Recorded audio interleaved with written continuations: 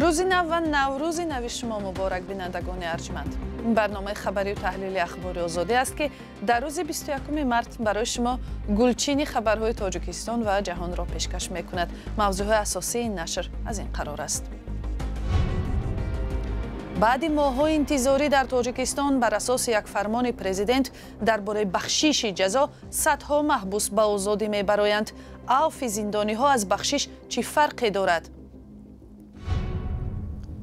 بعد ملاقات پوتین و رحمان در مسکو آیا مناسبت‌های روسیه و تاجیکستان دوباره دوستانه و نزدیکتر می‌شوند؟ از بین بردن روابط بین تاجیکستان و ایران تجلیل نوروز را امسال دیگر کرد. حضور سیاحان ایرانی در جشن زیادتر شده است. با ماه رمضان چون مصادف شده یه مقدار مراسم شادش کمتر برگزار شده، ولی با این حال باز خیلی عالی بود. و از خبر روز شروع میکنیم. بعد انتظاری های زیاد درباره قبول قانون عفو در تاجیکستان که قریب یک سال ادامه داشت، رئیس جمهور امام علی رحمان با صدور یک فرمان در آستانه عید نوروز گناه 897 نفر را بخشیده است. فرمان روز 20 مارس یعنی دیروز صادر شد و مقامات گفتند رئیس جمهور فرمانی بخشش را امضا کرده است که از قانون عفو فرق دارد. همکارم کیومرث سیاتا این خبر را پیگیری نمود و حالا در استودیو با ما است. کیومرث، امروز شنیدیم که اجرای فرمان الکه شروع شده است. در این باره بیشتر میگفتید؟ بله خیرامان، بعد از نشر چند خبری کوتاه و در واقع نامفهوم، امروز خبرگزاری دولتی خاور گزارش داد که 200 نفر از زندانهای نارک و ناحیه یاوان آزاد کرده شدند و در میان آنها 53 زن و 147 مرد هستند. همراه آنها 23 نابالغ هم رها کرده شدند که برای جنایت نه به زندان بلکه مؤسسه های مخصوص تربیتی فرستاده شده بودند. در فرمان رئیس جمهور آمده است که گناه آنها بخشیده میشد که جنایت های میانه وزنین یا مخصوصا وزنین کردند و در زندان ادای جزا میکنند. منصور جان عمروف سردار ریاست زندانهای تاجیکستان امروز در صحبت با ما یعنی با رادیو آزادی گفت که رویخط این افراد را کمیسیه مخصوص حکومتی ترتیب داده است و او افزود که رویخط هنوز در دست حکومت است و در آنجا زنها بسیارند، مخصوصا آنهایی که در مؤسسه اصلاحی کودک دارند.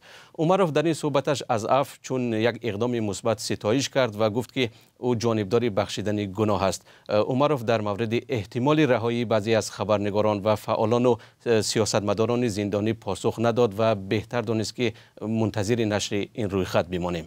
بله، تا جای میدونیم هنوز این رویخط نشر نشده است. کیومرث، بخشش گناه و یا عفو که تقریبا یک مفهومند، از هم چی فرقی دارند؟ امروز میبینیم بخصوص در شبکه‌های اجتماعی که بعضی ها میپرسند چرا محض 897 نفر را آزاد کردند، دیگر زندانیانی که شاید جنایت سبکی کردند چرا آنها عفو نمیشوند؟ خب تفاوت در چی است؟ خیرامان، ما عین سوال را با حقوقدانها در میان گذاشتیم و جمشید یاروف وکیل دفاع مقیم اروپا در صحبت با ما گفت که بخشش گناه بر اساس عریضه زندانیان صورت میگیرد.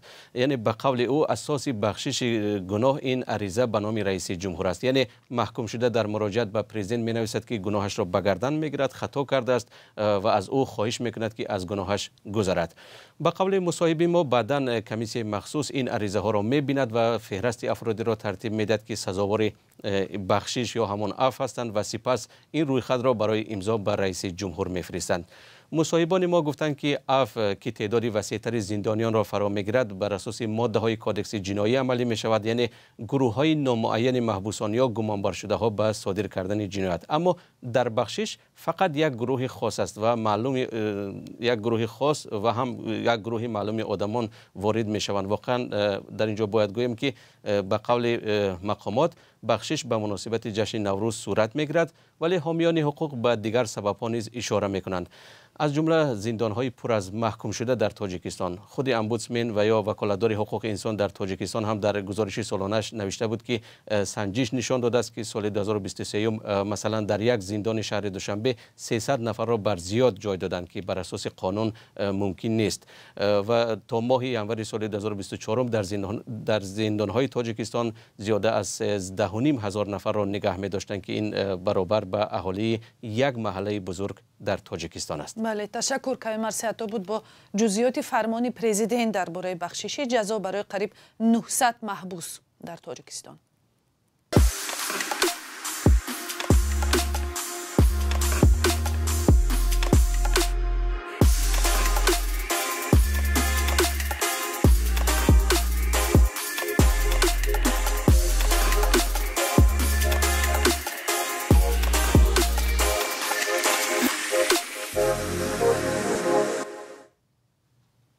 دونالد ترامپ رئیس جمهوری آمریکا مردم تاجیکستان را با فرارسی جشن نوروز تبریک گفته اظهار امیدواری کرده است که تاجیکستان و قرقیزستان هم منبع برای تحکیم امنیت هر دو کشور همکاری را ادامه می‌دهند. این پیام تبریکی به مناسبت امضای سازشنامه مرزی میان تاجیکستان و قرقیزستان هم فرستاده شده است. پیام ترامپ 21 مارت خدمات مطبوعاتی پرزیدنت تاجیکستان آن را نشر کرد. رئیس جمهور آمریکا گفته است این کامیابی بزرگ است که به هر دو کشور منفعت کلان اقتصادی و امنیتی می‌آورد.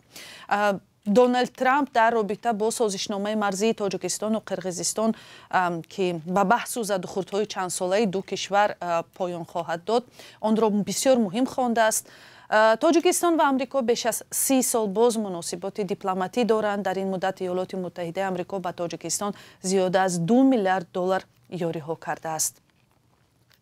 رهبر روسیه ولادیمیر پوتین که همچنین همتایانش در کشورهای اتحاد دولت‌های همسود از جمله امامعلی رحمان پرزیدنت تاجیکستان را با فرارسی نوروز تبریک کرده است، اظهار امیدواری نمود که همکاری و شریکی استراتژی میان دو دولت در آینده هم رشد خواهد کرد. ضمن دیدار اخیر این دو پرزیدنت هفته گذشته در مسکو صورت گرفته بود و رهبران روسیه و تاجیکستان 8 سند نو همکاری امضا کردند. تا کجا بعد این مناسبت‌های مسکو و دوشنبه که بعد حمله کروکوس آسیب دیده است بهتر می شود؟ این سوال است که رادیوی آزادی با تحلیلگران در میان گذاشت.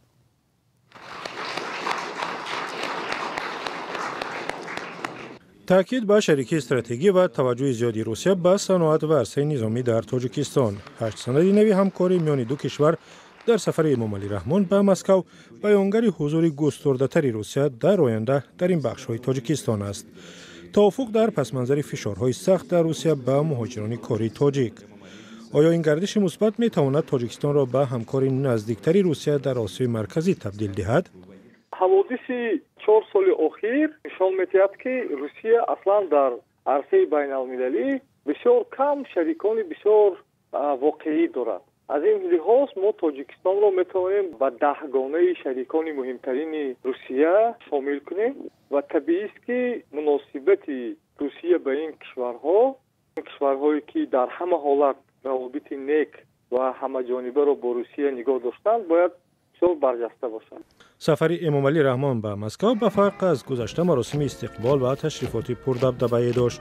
برخی از کارشناسان حدس می‌زنند امامعلی رحمان و ولادیمیر پوتین به بعضی سازش‌های رسیدند که پشت پرده صورت گرفته است. بسیار این صحبت‌های پس پردگی رفت برای انتقال قدرت از پدر به پسر است و ما شاهدان هستیم که در وقت‌های اخیر کادرهای نو، انتخابات کادرهای نو یا که تعیین کردن کادرهای نو از طرف خود امامعلی رحمانوف این مطابق کردن حکومت آینده رستم امامعلی است. حالا وضع امنیتی در مرز تاجیکستان با افغانستان که روسیه را مرز جنوبی ژئوپلیتیکی خود می‌داند دلیل این آغوش‌گشایی گرمی مسکو است یا نزدیکی بیشتری روسیه با آمریکا نظر به چین؟ روسیه همیشه در سمت کشورهای دوست و رقیب و شریک است همیشه از رویکرد چندگونه استفاده می‌کرده. یعنی ما هم مناسبت بسیار حسنه را مشاهده می‌کنیم، ما سختی و زوری نسبت به مهاجرین مهنتی را مشاهده می‌کنیم، ما دعوت‌های مختلف از جانب رده سوم و چهارم مقامداران دولتی برای گسترش همکاری‌های اقتصادی را مشاهده می‌کنیم. پس از برجسته شدن بازوی ژئوپلیتیکی بر سر معدن‌های زیرزمینی در روابط کشورهای قدرتمند با شریکانشان، جلب کردن روسیه از سوی تاجیکستان در این زمینه را دلیل مثبت ارزیابی می‌کنند. امامعلی رحمان ضمن سفر گفت تاجیکستان برای تطبیق ظرفیت‌های مناسبت‌های همپیمانی و شریکی استراتژی با روسیه سعی خواهد کرد. ولی روسیه در گذشته بارها این گونه سازشنامه‌ها را امضا کرده و اجرا نکرده است. از جمله سال 2006 در بنیاد نیروگاه برق آبی راغون نیز. طالبان در افغانستان تحصیل و کار زنان را در بسیاری از بخش و ساحه‌ها منع کردند ولی زهرا علی 22 ساله تجارت خرد خود را تأسیس داده است. این کار به خود او درآمد می‌آورد و همسایه‌هایش را با یک منبع مهم برای زندگی تامین می‌کند. زهرا در استاخانه‌اش بطری‌های نیرودهنده آماده می‌کند که مردم را با برق تامین می‌کند. زرنگیزی نوروشا جزئیات بیشتر دارد. زهرا علی 22 ساله در این استخوانه خرد خود در کابل اکومولاتور یا دستگاه نیرودهنده استحصال میکند. در کشوری که مشکل برق دارد، بطاریه های تولید کرده زهرا سیر خریدند. تولیدات ما بیش از حد است. تا او حد بیش از حد است که ما نمیتونیم با سفارش هایی که از مردم یا آردرهایی که از مردم بگیریم به درستی رسیدگی کنیم. چون پیشتر هم اشاره کردم خدمت شما که افغانستان مشکلات خودش در حصه برق و یا انرژی داره. مشتریان می توانند این بسته اکومولاتورها را با برق نیرو دهند و در لحظه های بی‌برقی از آن استفاده برند. تا بازگشت دوباره طالبان به سر قدرت در سال 2021 زهرا در دانشکده تکنولوژی هرات تحصیل میکرد. حالا زنان در افغانستان دیگر حق تحصیل در دانشگاه و دانشکده ها را ندارند. کاری بیرون از خانه و در بسیاری از ساحه ها هم برای آنها منع است. کار کردن در شرایط فعلی کار آسان نیست، واقعا مبارزه میخواید، توانایی میخواید و ما مشکلات زیاد را متحمل شدیم که تصمیم گرفتم که شروع به این کار کنم و درآمد از خودم داشته باشم تا اینکه بارودوش مثلا برای فامیل یا برای دوستایم یا برای آشناهایم نباشم و از خود داشته باشم هر چیزه. تا غصب حکومت از سوی طالبان هم در افغانستان شمار زنانی که در سمت علم و تکنولوژی فعالیت میکردند کم بودند. در جامعه های سنتی مثل اینجا اکثریت بر این باورند که کارهای تکنیکی خصوصی مردان است. و نکته مهمی را که میخوایم اشاره کنم این است که زمینه یا شرایط یا حالت کاری که فعلا خودم دارم، بخش پروژه پاوربانک یا ساخت ساز اگر هست، اینا مختص برای آقایان نیست. یعنی بانوان هم میتونن استاد شوند، زحمت بکشن، تلاش کنند، کار کنند در این بخش. با وجود همه مشکل و محدودیت ها و میخواهد در همین رشته انتخاب کرده خود کار را ادامه دهد. برای پیشرفت کار خود ما نیاز به یک حمایتگر یا افراد داریم که ما را اسپانسر کنند، پشتیبان ما باشند، حمایتگر ما باشند تا ما بتونیم خیلی خوب و بهتر در این عرصه پیشرفت کنیم.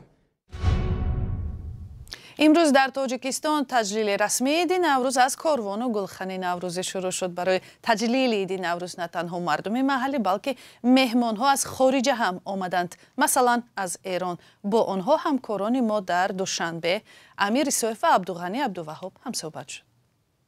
با افروختن این گلخن در باغ غلبه در دوشنبه تجلیل رسمی نوروز را آغاز کردند. مردم زیادی هم آمده بود.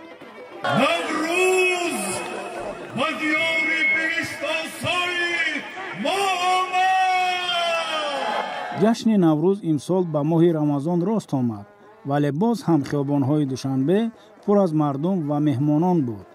نوروز سال 2025 به همه هموطنان مبارک باشد.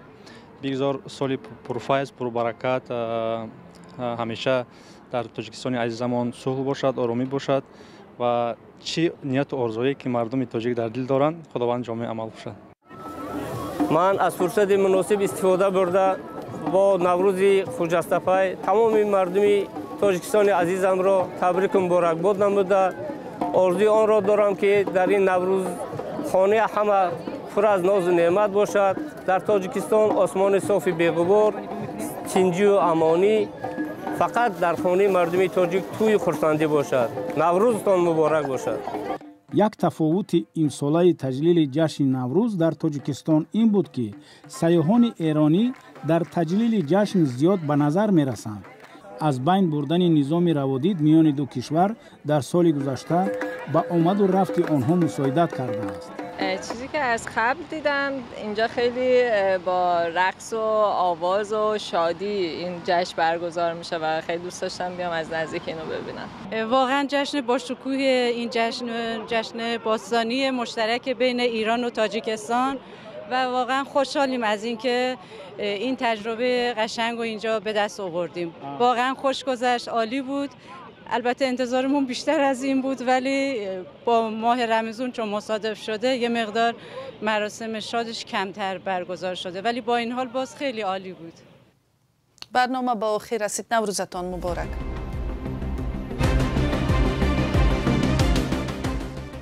This is Radio Free Europe, Radio Liberty, Praha.